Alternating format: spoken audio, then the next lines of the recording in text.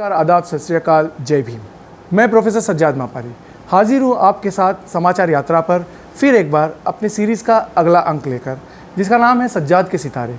सज्जाद के सितारे में आज हम एक आपको सितारे से मिलाने वाले हैं, जिनके बारे में कहा जाए तो वो इस तरीके के सामाजिक कार्यकर्ता है कि जिन्होंने बचपन से ही सामाजिक क्षेत्र में काम करना शुरू किया। एक लड़का जो किसी भी अन्याय के खिलाफ खड़ा होता था, उस लड़के ने आगे बढ़कर ज़िंदगी में बहुत ही ऊंचे स्तर पर काम करना शुरू किया और एक छोटे लड़के से, जो जुझारू लड़के की इमेज से बढ़ते बढ़ते आज एक सामाजिक प्रतिष्ठा प्राप्त की। आज हम आपको मिलवाने वाले हैं इस सितारे से। आज सज्जाद के सितारे में सितारे हैं संतोष सुर्वे साहब। आप यहाँ आए, हमारे साथ आज आपने बातचीत करना मंजूर किया, इसके लिए आपका बहुत बहुत स्वागत है हमारे चैनल पर। आप जब यंग एज में थे, बहुत बचपन के दिनों में, तब से आपने बहुत संघर्ष किया सामाजिक क्षेत्र के लिए, और ये संघर्ष का जो वक्त रहा है, उस वक्त से कुछ यादें जो आपके मन में आज भी गश्त करती है, उनसे शुरू करके फिर हम आगे बढ़ेंगे आपके साथ। नमस्कार।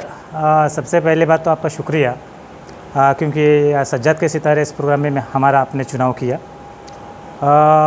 जैसे आपने सवाल पूछा है कि संघर्ष की कहानी, एक संघर्ष की कहानी देखें तो बहुत मतलब बचपन से स्टार्टिंग हुआ है ये। क्योंकि ऐसा देखा जाए तो हम पहले हम गांव में थे। जब हमारा जन्म हुआ तो हमें गांव में रखा गया था। हमारे तीन हम भाई बहन हैं। एक भाई पिताजी के पास था, मैं नानी के पास था, और मेरी बहन मेरे माँ के साथ में थी। और आपको पता है, जब माता पिता में संघर्ष चलता है तो दोनों की विभागनी जब हो जाती है तो कैसे काम चलता है। तो इस तरह हमारे बच्चों में भी विभागनी हुई थी और उस तरह संघर्ष चल रहा था। तो माता पिता का प्यार क्या है, तो वो 8 साल तक हमें प्यार मिल ही नहीं रहा था, क्योंकि मैं नानी के पास था। और मेरा भाई था, पिताजी के साथ में काम कर रहा था, तो पिताजी का प्यार उनको मिला, और बहन का प्यार माँ के साथ जुड़ा हुआ था। तो ये कहानी थी। पर गाँव में जब था तो गाँव में करीबन 8 साल तक कोई पढ़ाई नहीं, कुछ नहीं। गाँव के इसमें काम करना, खेती के साथ नानी के साथ जाना, पानी भरना, समय पड़ा मिला तो कोकन के रहवासी थे तो आम तोड़ के लाना, एक उसमें कहानी थी। और घर में एक कहानी चल रही थी। पर एक बार हादसा हुआ कि आम तोड़ते वक्त किसी ने पत्थर मार दिया सर में, और मेरा सर टूट गया था। और नानी के पास, घर के पास बहुत ही ख़राब थी, दवाखाना लेके नहीं चांस नहीं था। तब नानी ने आयोडेक्स सर में भर दिया, क्योंकि ज़ख्म का रुकना ज़रूरी था। और उन्होंने तब माँ को तार भेजी, तब तार चलता था, अभी तो मोबाइल वगैरह आए, और तार भेजी गई कि आपका बच्चा सीरियस है, आप मिलने को आ जाओ। तो माँ मिलने को आई थी, और वहाँ से शुरुआत हुई मेरा मुंबई दर्शन। उस टाइम में मेरा रुचि पढ़ाई में और बढ़ गई, और ऐसे आस्ते आस्ते बढ़ते गए। पर स्कूल में देखा मैंने कि जब पढ़ता था तो मेरा स्कूल का यूनिफॉर्म नहीं था। जो बर्तन माँ जहाँ पे काम करती थी, वहाँ से कुछ कपड़े आते थे, और वो कपड़े हम लोग पहनते थे, और उस कपड़ों पे हम लोग स्कूल जाया करते थे। और स्कूल के माध्यम से कपड़े ढीले होते थे, शर्ट किसी का होता था तो ढीला शर्ट, ढीली पैंट। वैसे हमारा पढ़ाई चालू हुआ। पढ़ते पढ़ते 5वीं गई, 6वीं गई, 7वीं गई। 7वीं में हम लोग ने चिल्ड्रन राइट्स सोसाइटी में स्कूल में एडमिशन मिला, क्योंकि पैसे नहीं थे हमारे पास। माँ अकेली कमाती थी, पिताजी गाँव में दारू पीकर बैठ जाते थे। माँ की इतनी पढ़ाई नहीं थी कि वो पढ़ाई पाए। तो 7वीं में चिल्ड्रन राइट्स सोसाइटी में देखा कि वो भी जो बच्चे हैं अनाथ है, वो बच्चे पढ़ नहीं पा रहे थे, रुचि नहीं थी, टपोरी लाइन से आते थे, पुलिस से पकड़े हुए बच्चे थे, उन बच्चों के साथ हम पढ़ रहे थे। और एक कहीं से दिलासा था कि मेरे पास कम से माँ है, इन बच्चे का कुछ भी नहीं। तो एक पढ़ने का हौसला बढ़ता गया, और आस्ते आस्ते 8वीं में फिर से स्कॉलरशिप मिली उसमें चिल्ड्रन स्कूल में। तो मुझे जो इनाम मिलता 300 रुपये, वो मेरे लिए बहुत बड़ी बात थी। तो पैसे के हिसाब में सर्टिफिकेट दिए जाते थे, और 300 रुपये 500 रुपये मेरे उस टाइम में बहुत मायने रखते थे। हम हमेशा ख्वाब देखते थे, अगर मेरा 1 लाख रुपये आया तो मैं क्या क्या करूँगा। पर अभी 1 लाख का मायना अलग है, पर उस टाइम का जो मायना था 1 लाख, बहुत पढ़ाई की रुचि, काम के प्रति काम, या जो लोग ऊंचे लोग दिखते थे पैसे वाले, उनके तरह ख्वाब देखना हमारा शुरुआत होता था। पर ये बहुत नाकामी की तरफ था, क्योंकि हमारी आर्थिक परिस्थिति खराब थी सिंगल पेरेंट्स के माध्यम से। और पढ़ते गया कैसे तो रुचि हुई। पर 7वीं से लेकर जो रुचि इसमें पढ़ाई हुई कि हमने, जब हमारे वेकेशन चलते थे, दिवाली की छुट्टी 20 दिन मिलती है, अप्रैल मई में छुट्टी मिलती है, उस टाइम पे भी हमने काम जारी रखा। खास करके होटल में जाके बर्तन मांजना, ग्लासेस धोना, उससे पैसे जमा करना, स्ट्रीट पे जो लाइट होती है उसको पेंट करना, उससे पैसे खड़ा किए हमने, क्योंकि पढ़ाई के लिए पैसा लगता था और वो खड़ा करना ज़रूरी था, उसमें हमने स्टार्ट किए। उसके साथ साथ इतना तक किया कि माँ बर्तन मांज रही है, ये मुझे दिख रहा था आंखों से, तब माँ के साथ हमने बर्तन मांजने का, लादी पोंछने का भी हमने काम किया, ताकि माँ को एक पैसा खड़ा हो। ये शुरुआत हुई हमारे, तो एक संघर्ष की कहानी यहीं से शुरुआत होती है। अगर हम लोग एक मेहनत माँ का नहीं देखते, वो स्लम एरिया में जो झोपड़ा, जो पतरे फटे हुए थे, मोरी में पानी नहीं था या पीने के लिए पानी नहीं था, रात में पानी भरते थे हम लोग, ये संघर्ष की कहानी अगर वो उस टाइम में नहीं देखते तो शायद मेरा एक ख्वाब रचना मुश्किल था। मेरे ख्वाब था कि 10वीं 12वीं के बाद मैं पुलिस बनूं, पर कोशिश जारी थी पुलिस भर्ती करने का, एक होना है सब कुछ है। 10वीं पास हुआ, अच्छी तरह से 65% मिले। उस टाइम में भी संघर्ष हुआ था मेरा। 10वीं का बोर्ड एग्ज़ाम सर पे थे और माँ से मेरी कुछ खटास हुई किसी कारणवश, और मैंने घर छोड़ दिया था और एक होटल में रहते हुए उनका काम करना दिन भर और रात में पढ़ाई करना। उस टाइम में लाइट नहीं थी और दिन में काम करते हुए रात में दिए पे पढ़ना बहुत मुश्किल था। सुबह 10 बजे आके एग्ज़ाम लिखना, पाड़वा स्कूल में मेरा बोर्ड था और मैं पढ़ता था, जितना पढ़ाई करता पढ़ता था, पर मैं घर नहीं गया वो 2-3 महीने में भी। बहुत माँ की याद आती थी, पर मैंने एक सपना देखा था कि मैं पढ़ूंगा और आगे जाके मेरा सपना अच्छा होगा। और इस दरम्यान नहीं कोई क्लास था मेरे साथ में, ना ही कोई गाइडेंस करने वाला था, ना ही कोई सपोर्टर था। तो ऐसे इसमें कहानी बनती गई और उस टाइम मुझे सफलता मिली कि मैं होटल में रहकर, बर्तन मांजकर, ग्लास धोकर मैं 65% मार्क्स मिला सकता हूँ, तो मेरा सपना बहुत आसान हो सकता है आगे जाके। इसलिए मैंने इस क्षेत्र में आके काम करना शुरू हुआ। 10वीं पास हुई। 10वीं पास होने के बाद मैंने तब 16 साल थी मेरी तभी 10वीं पास होते हुए। तब हमने देखा कि अभी पैसा भी कमाना है, खुद को भी खड़ा करना है और पढ़ाई को भी आगे रखना है। और ये भी देख रहा था समाज में मेरे से बहुत से बच्चे हैं जो संघर्ष कर रहे हैं पढ़ाई के लिए। तब हमारे बस्ती के, जब हमारा मानकुर्स में यहाँ पे स्थलांतर हुआ था 93-94 में, तब हमने देखा कि यहाँ पर आने के बाद कोई लाइट नहीं था, पानी नहीं था, सिर्फ एक झोपड़े को उठा के दूसरे जगह पर झोपड़े को बिठाना, ये कहानी थी। इसको पुनर्वसन कहते हैं गवर्नमेंट की भाषा में। तो उसमें भी देखा कि हमारे बच्चे बिना लाइट के यहाँ पे काम कर रहे हैं, बिना लाइट के पढ़ रहे हैं, बिना लाइट को सपोर्ट नहीं है, ना पैसा नहीं है। और देखा है तो यहाँ पे स्कूल में बच्चे जाना है तो वहाँ पे 2 डेंजर जोन थे। एक म्यूनसिपल स्कूल में जाना है तो रेलवे ट्रैक क्रॉस करना है, एक बड़ा हाईवे है यहाँ पर, और उसमें एक्सीडेंट ज़्यादा होते थे, तो सब स्कूल ड्रॉप आउट का रेट ज़्यादा था वहाँ पे। तब हमने सोच लिया और ठान लिया कि मेरा जो संघर्ष था उस टाइम पे, मेरा संघर्ष और लड़ते लड़ते बच्चों के अधिकार पे हम काम करेंगे। हाँ, उस दरम्यान में मैं 10वीं जस्ट पास हुआ और मैंने यहाँ पे एक संस्था काम करती थी। वो संस्था दिन में काम करती थी और शाम में मैंने उनसे रिक्वेस्ट की कि मुझे शाम में स्टडी क्लास चलाने के लिए जगह दो, बाकी खर्चा हम देख लेंगे। तो मेरे को साथी दोस्त थे, उनके साथ में मदद लेते हुए मैंने यहाँ पे स्टडी क्लास चलवाया। रात में मेणबत्ती चलाते थे और मेणबत्ती भी पढ़ाई चलती थी यहाँ पे, और इस तरह बच्चों को भी हमने पढ़ाया। दिन भर हम लोग कॉलेज करते थे 11वीं के, उसके बाद गैरेज में काम करता था, और गुरुवार सोमवार ये 2 दिन मुझे मिलता था। मैं BRC में जाके भाजी मार्केट में रिसिप्ट काटने का काम करता था, जिससे मुझे पैसे भी और खड़े हो सकते थे। तो ये सिर्फ जलसा चलता रहा और बच्चों के अधिकार पे काम करना शुरुआत किया। ख्वाब था मेरा पुलिस ऑफिसर बनना। मैंने कोशिश की थी पुणे में जाकर दौड़ में एक एग्ज़ाम देने की, जो SRP भर्ती होती है। रात में 3 बजे गया था, बहुत सामसुम था, बस से गया, 3 बजे छोड़ दिया था वहाँ पे। पर वहाँ पे देखा कुछ सुविधाएं नहीं मेरे पास, सिर्फ मेरे पास 200 रुपये थे जिसमें आना है और जाना है। और सुबह जाके SRP की दौड़ पूरा किया पुणे में जाके, और देखा मैंने कि उसमें मैं टिक नहीं पाया, हार के वापस आया। लोगों के लिए अधिकार पे पथनाट्य कर रहे थे ताकि इस तरह के बच्चा और बाहर निकल ना पाए, अच्छे से उनका भविष्य बने, इसके लिए काम कर रहे थे। इस जलसा चलता रहा, पर वहाँ पे ठान लिया मैंने कि समाज सेवा भी करना है, क्योंकि हमें गवर्नमेंट के लिए कोई सपोर्ट नहीं है। हम वहाँ पे ओपन में गिरते थे तो कंपटीशन ज़्यादा आते, तो उसमें ज़्यादा संघर्ष हुई। उस टाइम पे हमने TC का एग्ज़ाम पास किया था। तब हम लोग बहुत से फॉर्म आते थे और उस एग्ज़ाम में हमने ओरल और रिटर्न का TC एग्ज़ाम पास किए थे। दिल्ली में ट्रेनिंग था वेस्टर्न रेलवे के लिए। माँ के पास फिर से मैंने मांग की, माँ मुझे 25,000 की ज़रूरत है, वहाँ पे रहना है, खाना है और 3 महीने की ट्रेनिंग है।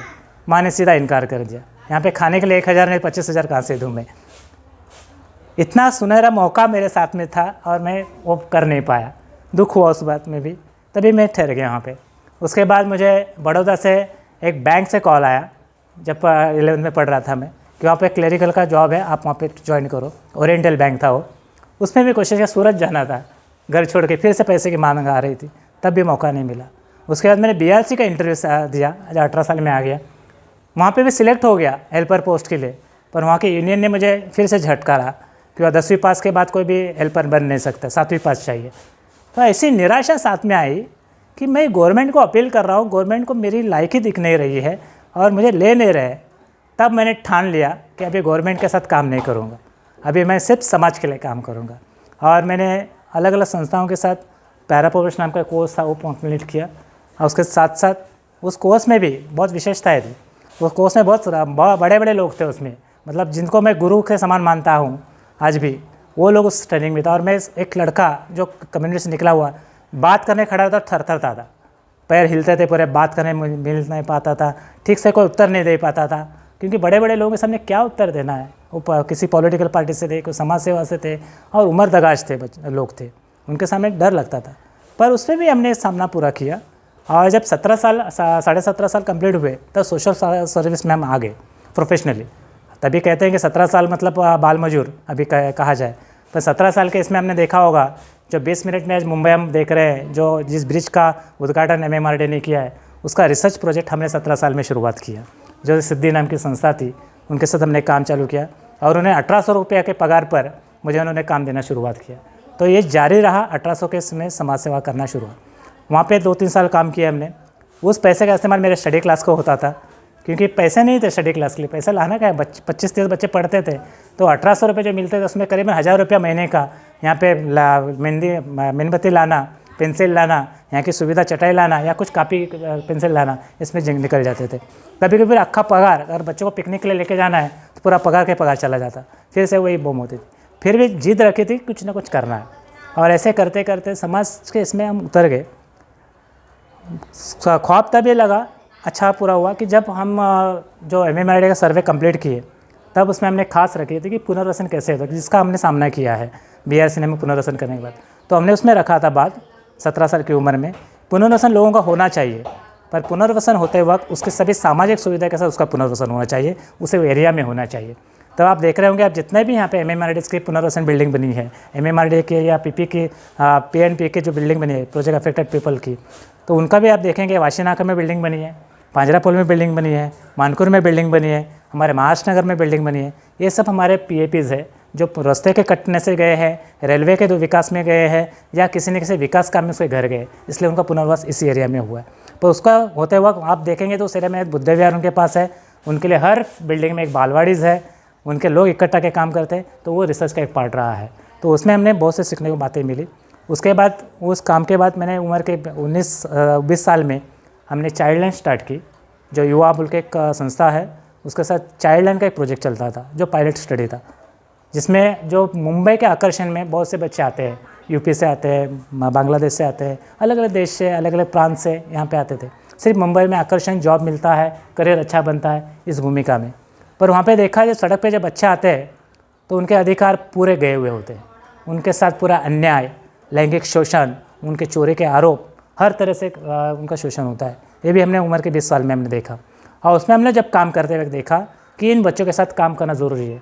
तब मैंने उनका उम्र के 20 साल में हमने उसको चाचा या अंकल जो बोलते हैं, जो उम्र के 20 साल में उनका मैं अंकल बन गया।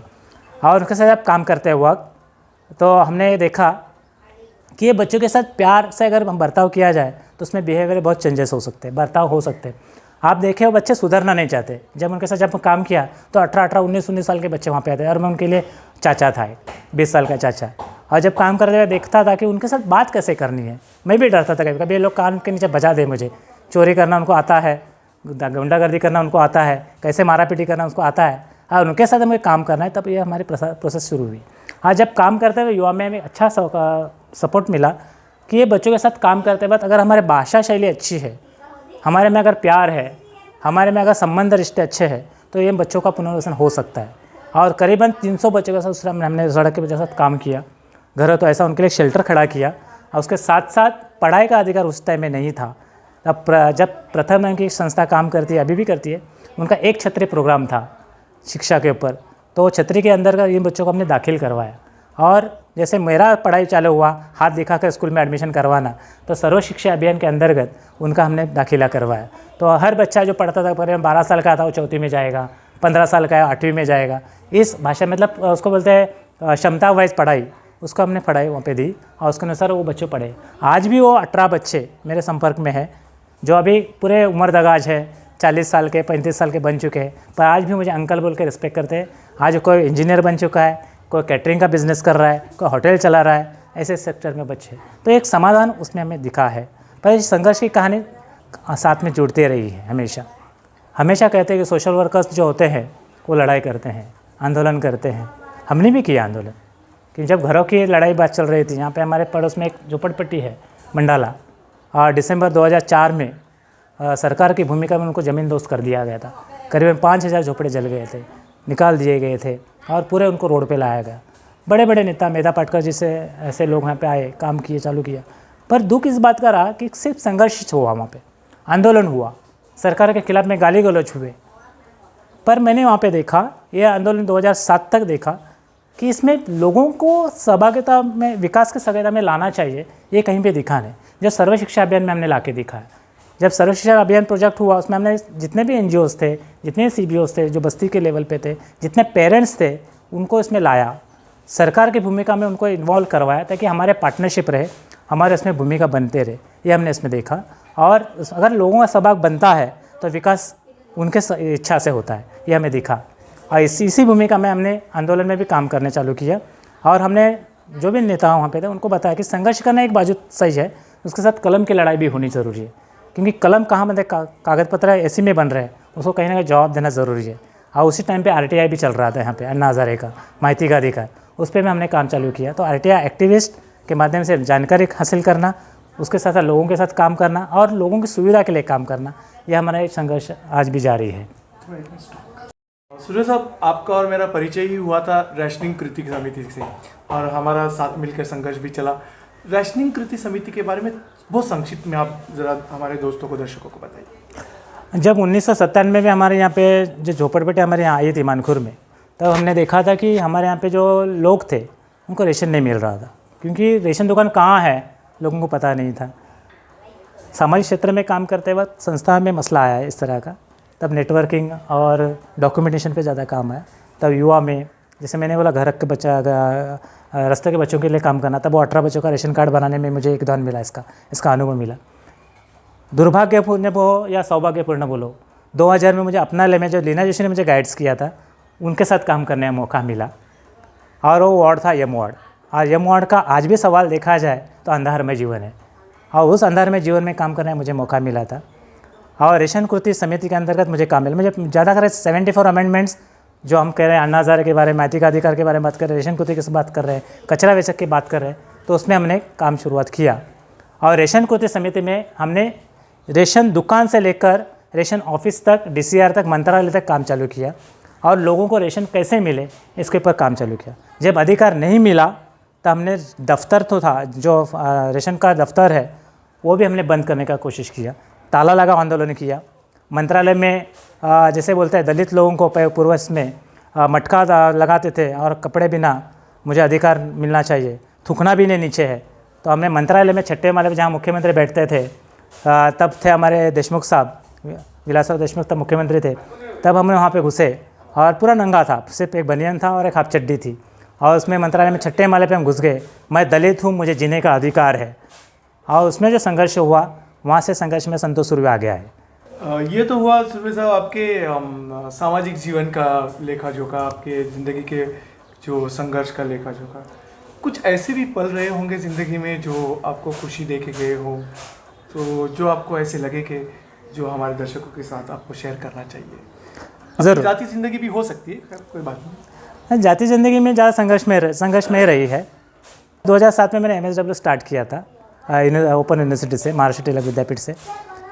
और 2008 में मुझे प्लेसमेंट करना था कहीं पे, कि सोशल वर्क में प्लेसमेंट किया जाता है।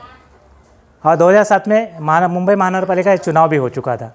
उस दरम्यान भी मुझे सिर्फ, मैंने जैसे कहा ना कि संघर्ष करके कुछ चलने वाला नहीं, लोगों को भड़का के कुछ चलने वाला नहीं, तो सत्ता का विकेंद्रीकरण करने के लिए या सत्ता में बदल लाने के लिए खुद को भी ला जाना होगा।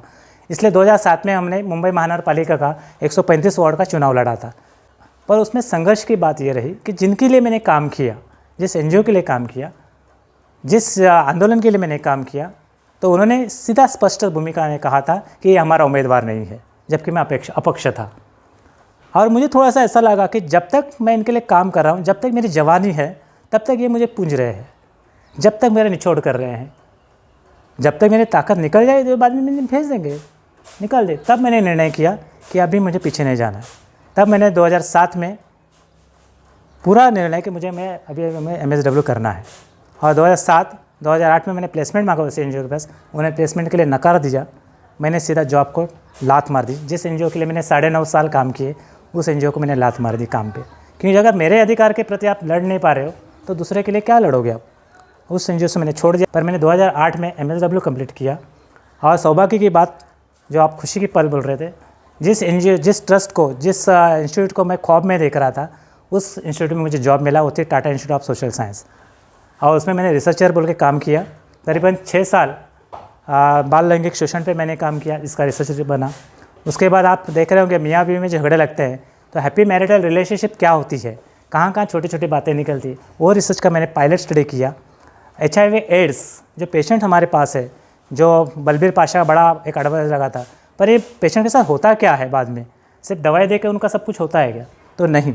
तो उनके साथ स्ट्रेस होता है, उनकी बीमारी होती है, उनको सपोर्ट सिस्टम की ज़रूरत होती है। ये रिसर्च में मैंने लाया। और आज आप देखें जितने भी ARTs है, मैं नायर की ART है, KM की ART है, सायन की ART है, उनको special counselling, male counselling establish किया, जिसका मुझे एक खुशी है कि शिवाजी नगर हॉस्पिटल में भी मेल काउंसलिंग चालू हुआ। उसके बाद मैंने गवर्नमेंट ऑफ महाराष्ट्र के लिए टोबैको पॉलिसी पे काम किया, जिसका एक भाग रहा। 3 साल मैंने उसके लिए काम किया, जिसके लिए आप देख रहे हैं जितने भी MIDCs है, नो स्मोकिंग जोन उसमें आ गए। खुलेआम सिगरेट नहीं बेचनी चाहिए, उसके ऊपर काम आ गए। गुटखा बैन के ऊपर काम हुआ, जो टोबैको कंट्रोल पॉलिसी का पार्ट रहा। तो ये खुशी के पल 9 साल रहे। 9 साल के बाद TISS मैंने छोड़ दी। मुझे लगा कि रिसर्च के बाद एक किताब बनती है, अपना नाम छापा जाता है, अपनी स्टोरी बनती है, इंटरनेशनल में जाती है, उतना ही बनता है और हमको लोग पढ़ते हैं। उसके बाद लोगों को के लिए हम क्या कर रहे हैं। फिर से मैंने 2017 में टर्न किया सोशल वर्क में, जिसमें मैंने देखा नई मुंबई एक ऐसा स्ट्रक्चर है जो डेवलप्ड है। सिडको उसको पूरे तरह से काम कर रही है, उसके ऊपर पूरा विकसित शहर है, जो भी सुविधा मांगे वहाँ पे मिल जाती है। पर वहाँ पे हमने देखा दिए के नीचे अंधार है, ऐसा कहते हैं। तो वहाँ पे मैंने देखा वहाँ पे जो मज़दूर आए वो आज भी स्लम में रह रहे, उनका अधिकार कहीं पर भी NM से देख नहीं रही है। तो उस पर हमने काम शुरुआत किया। जो क्वारी वर्कर्स बोलते हैं, जितने भी वहाँ पे पत्थर के भाग है, जो डोंगर्स है, पर्वत है, उनको तोड़ने के लिए ये लोगों को लाया गया था। पर जितनी, जैसे मैंने बोला, सोशल वर्क में जितना ताकत चूस के लिया गया, उस तरह मज़दूरों का भी ताकत चूस के लिया। क्योंकि पत्थर तोड़ने के लिए ताकत लगती है, जो मशीन लगती है, और पत्थर टूटने के बाद ताकत निकल जाती है, और जवानी की ताकत निकल जाने के बाद आदमी बीमार पड़ता है। उसी तरह क्वारी वर्कर्स में दमा की बीमारी, TB की बीमारी, HIV एड्स की बीमारी उनमें है, पर इसके इलाज के लिए कोई भी सुविधा उनके पास नहीं है। तो उनके साथ मैं अभी 2017 से अभी भी काम कर रहा हूँ, उनके राइट्स के बारे में। क्योंकि मोची है तो उसका बच्चा मोची बनता है, और कोई इंजीनियर है तो उसका बच्चा इंजीनियर बनता है। तो मुझे देखा कि ये क्वारी वर्कर्स के इनके बच्चे भी क्वारी वर्कर्स बनेंगे, तो नहीं। तो उनके बच्चे में टैलेंट्स है, और टैलेंट्स को आगे लाया हमने। उसमें कंप्यूटर एजुकेशन से, फुटबॉल की टीम से, लड़कियों के कोच, अलग अलग कोचिंग्स हम अप्लाई रहे हैं, अलग अलग डांस के, सिंगिंग के प्लेटफॉर्म उनको उपलब्ध कर रहे हैं। और वो काम हमने शुरुआत किया है, क्योंकि सोशल वर्क इसको ही कहते हैं। आज आप हमारे साथ जुड़े और अपने ज़िंदगी के बहुत सारे पहलू से हमारे दर्शकों को, हमारे दोस्तों को रूबरू कराया। इसके लिए आपका बहुत बहुत शुक्रिया सुरवे साहब, थैंक यू वेरी मच। धन्यवाद सज्जाद जी और आपकी टीम। तो सज्जाद के सितारे के अगले एपिसोड में मिलते हैं, तब तक देखते रहिए समाचार यात्रा। हमारे चैनल को लाइक, शेयर और सब्सक्राइब ज़रूर कीजिए।